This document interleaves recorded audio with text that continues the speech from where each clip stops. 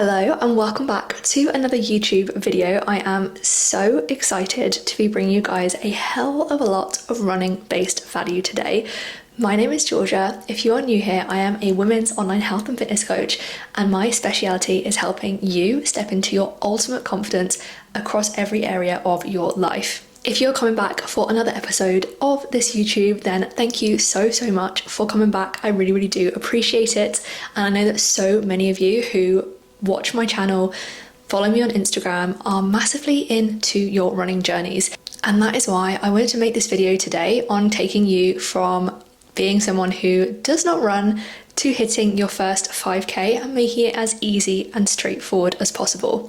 As someone who's literally taken countless clients through this process to 10K, half marathons, this is something I do day in and day out, and a lot of people really overcomplicate it and get themselves into a lot of trouble with injuries. So I want to map out everything that you guys need to do to accelerate your running journey and channel your inner running queen in 2025. I'm going to show you exactly what you need to be doing before and after your runs and how to scale up your runs. And if you stick around to the end, I'm going to be giving some bonus tips for things that you do not want to skip on if you are new to your running journey this year. Or even if you're a seasoned pro and just looking to improve things like pace and technique. So with that being said, let's jump into today's episode. Now, before we get into anything to do with how long you're going to be running for, what sort of runs you're going to be doing, I want you to think about what you are doing before and after you run. This is something that I see so many women skip on, and it's something that I am so hot on with my one-to-one clients because it is my ultimate goal for you to have a strong and healthy body and sustain exercise long-term without becoming injured. And so for that reason, your warm-up and your post-run routine are so important.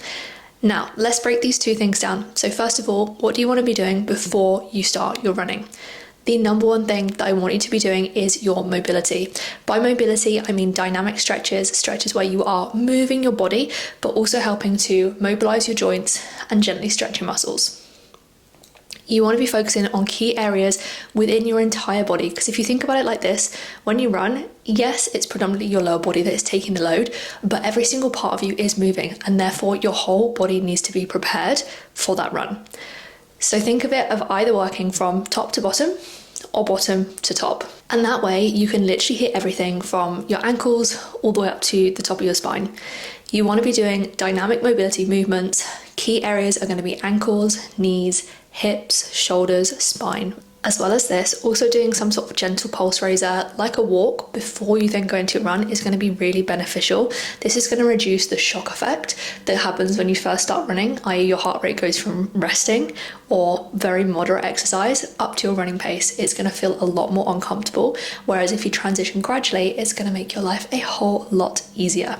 It's also really good to get your body moving in a variety of directions, specifically your knees, just so that they are ready for impact. So things like reverse lunges, Cossack lunges, squats are also going to be really beneficial when done body weight. Plus a small amount of elevation, like some jumping squats, high knees, etc., to also raise the pulse slightly, but ultimately prepare your body for that little bit of impact so it knows what it's getting itself in for. So now if we fast forward to post-run, again, this is a huge one that I see ladies skipping on. How often do you go and do a run, you finish your run, you get off the treadmill or you go back to your car, you get in your car, you drive home, and then your whole body seizes up? This is what we want to avoid. As well as this, we want to make sure that we don't have any tension building up over time, which can lead to imbalances and injuries. So I want you to make sure that you are stretching post-run. If there is anything you take from this video, please let it be this. Stretches are so important. Now, I speak as a coach who comes from a dance and musical theatre background, so stretching was very much a part of my life when I was younger, all the way through my teaching career, and therefore I have also carried it into what I do with my coaching, which is why I place such a huge emphasis on this. But I can honestly say this is why my clients are able to run long term and they don't get injured. So how does your warm-up differ from your cool-down or your stretches at the end of your run? The stretches at the end of your run, I want to be static stretches. So that's why you're going to be holding a stretch still. I want you to make sure you're breathing nice and deeply to allow your heart rate to gradually drop, your muscles to lengthen and relax into the movement. Again, your body's been through a lot of impact and strain throughout your run, so you need to make sure that you're stretching out all those key areas. Some really important ones are going to be your calves, the muscle down the outer side of the front of your shin, which is my favorite muscle, the tibialis anterior, to give you the sciencey name. You also want to make sure you're stretching your hamstrings, your quads, adductors, so your inner thighs, and your glutes, and just making sure you're giving your upper body a nice general stretch as well. This is going to mean you are far less stiff the following days, and you're going to recover so much better. And again, we're going to prevent that buildup of tension. A lot of the time, if clients come to me and they say they're experiencing shin pain or anything like that, I know it's because they haven't been stretching. So best believe I call them out on that. And if shin pain is something that you're worried about, I would strongly recommend also doing some foam rolling, especially on your calves and that muscle on the outer side of your shin that I mentioned earlier. So now we've covered what we do before and after your run, how are we going to get from this 0 to 5k mark? The first thing that I want you to do is introduce some interval runs. The last thing we want to do is go from 0 to 100 and go straight in and try and force yourself to run for half an hour on the treadmill. Because to be quite honest, you're probably going to be quite put off by it because your body is not used to running at a sustained elevated heart rate for a long period of time. It is going to feel uncomfortable. Don't get me wrong, your intervals are going to be uncomfortable as well. They're there to challenge you and build up your endurance, but this is a much gentler way to get into your running journey, and it's more sustainable long term. Now, your intervals are very much going to be dependent on where you are now and what your current level of fitness is, and obviously that is what I then prescribe for my one-to-one clients. So if you want some more information on that, or you want a bespoke running program, head to my Instagram and DM me the word running, and we can map out exactly how that would work for you.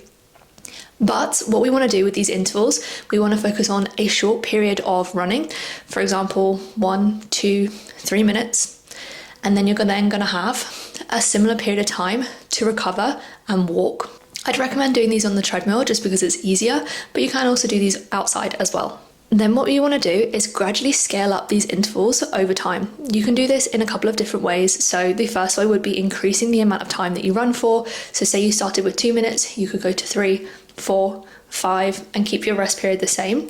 Or you could increase the amount of rounds that you do. So say you started with 4 rounds, 2 minutes on, 2 minutes off. The next week you could then do 5 rounds, 6 rounds, 7 rounds, and so on and so forth. So over time, we want to work over a period of 6 to 8 weeks to progress those intervals. And this brings me really nicely onto my next step, which is where do we go from here? How do we actually get from running on an on and off basis to a continuous basis? So what those intervals do, they serve to build you a little bit of a baseline to then push you into running continuously. Now, what I personally do with my one-to-one clients is I move from intervals to setting a time target. Just because I personally feel setting a distance target can be pretty overwhelming. And at this stage, we're not too worried about pace and everything like that. We're just getting the body used to the impact. We're building up endurance. So what we want to start introducing is timed runs. Again, depending on where you're currently at and your level of fitness, you could start anywhere from 10 to 20 to 30 minutes. What you want to do with these runs, once again, is scale them up over time, over a period of, 6 to 8 weeks. And this will then transition you really nicely into the final stage of this plan, which is going to be setting distance targets. So once your body is used to running for a little bit more of an extended period of time, we can start setting some targets. Now, a big disclaimer here, every single run counts. And I think there is so much out there on social media with people going, oh, I only ran 5k. That's still 5k. That's still 5k further than you were running before you were on your running journey. That is still incredible. So again, starting to set those targets anywhere from 2 to 3k, then you can build up gradually as the weeks go. I would recommend adding 1 kilometer per week. This is super achievable. And again, it scales it up really nicely that you're not going to get excessively fatigued, excessively sore, and your body is going to adapt really nicely. And if you've taken anything from this video so far, it's that small achievable steps are so key. I actually talked about this in my last YouTube video. So if you haven't watched that, go and check that out because I talk all about my 1% framework and how I use that with my one-to-one clients. And you'll then see how this is transferred across into something like building up someone's runs. So hopefully by now you have a fully fledged plan on how to get yourself from not being a runner, 0k, to 5k with absolute ease. This will even take you right the way through to 10k and beyond if you continue to scale up in the correct way. So now in part 2 of this video, I want to share some bonus tips that are going to change the game when it comes to your running life. So tip number 1 is a little bit of a bizarre one that a lot of people don't think about, and that is your breathing. I really want you to make sure that you're focusing on breathing in through your nose and out through your mouth. The reason why we want to do that is so that we can get deep, quality breaths. And also, when we breathe in through our nose, that's like a natural filter for the air outside. So we breathe in cleaner, clearer air. This is going to make your running so much easier. And you'll probably find that when you start to get out of breath, we get this short gasp. It's shallow. You're not actually getting a whole lot of oxygen in, which, let me tell you, when you're running, your body needs. Plus, if you can focus on calming your breathing, that is going to calm your central nervous system, calm your heart rate down, and it's going to make your running feel so much more comfortable and so much more achievable. Also, bear in mind that when you first start your running journey, you probably are going to feel a little bit more out of breath. Your heart rate maybe is going to be a little bit higher, and therefore your breathing rate will affect that.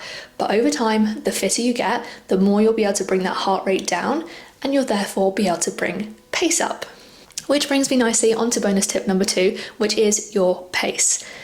The number one thing I would say about pace is do not stress on it. I used to think, before I was a runner, and I can't believe I actually just said that out loud, because I never really considered myself a runner, but I guess I am. So prior to being a runner, I used to think running meant like running fast. But actually half the time, you don't go that fast. And yes, with time, with specific training, with interval work, with training to support your steady state runs, your pace will increase. But when you first start your running journey, when you are new on this journey, you're bridging the gap between 0 and 5K, I do not want you to be stressing on your pace. Take it steady. You are way better off having a slower pace that you can sustain long term than going crazy off the start line, absolutely gassing yourself out, having to stop and walk, and then going back into it. What we're looking for is sustainability, building your endurance, and that will make it so much easier to increase your distance over time if you take that pace nice and steady. With the correct implementation of strength training and interval training and speed work alongside your runs, your pace will increase. So please believe me in when I say, for the first part of your running journey, slow and steady always wins the race. But that doesn't mean to say that when you start going into timed runs and distance runs that you can't stop. It is perfectly okay to stop and walk, to pause to cross a road, whatever you need to do. Just because you're running, you don't have to be constantly non-stop. And I think for me, that's been a big learning curve, especially as I've started doing longer runs. There are so many logistical reasons when you're doing a 10 plus, 15K run, however far, there are so many reasons why you might need to stop. Number 1, crossing a road. Number 2, the other day I had to wait for 2 horses to go through a gate, which took forever. Planning out your route, making sure that you go the right direction. That's a big thing when you come to longer runs. Refueling, stopping for a drink, all of those things. So it is okay to stop, but like I said, slow and steady wins the race when it comes to your pace. Unintentional rhyme there. The biggest thing that is going to help support the longevity of your running is what you do in the gym. And by that, I don't mean more running, I mean lifting weights. Again, if you're one of my one-to-one clients watching this and you run, you will also have a strength program to complement that. So if you're someone who's getting into running, I really want you to make sure that you have a gym or home program that is going to complement the strength that your body needs to support it with its running. You want to focus on key areas like your core, back, glutes, hamstrings, quads, all those areas that really carry you through your runs, especially as you build up distance. I would say you can probably get away without resistance training up to 5K, but if you want a healthy, sustainable journey and you want to really push your running, then please do not skip on your gym sessions. The one thing I will say though is you're probably going to have to sacrifice the odd leg session here and there.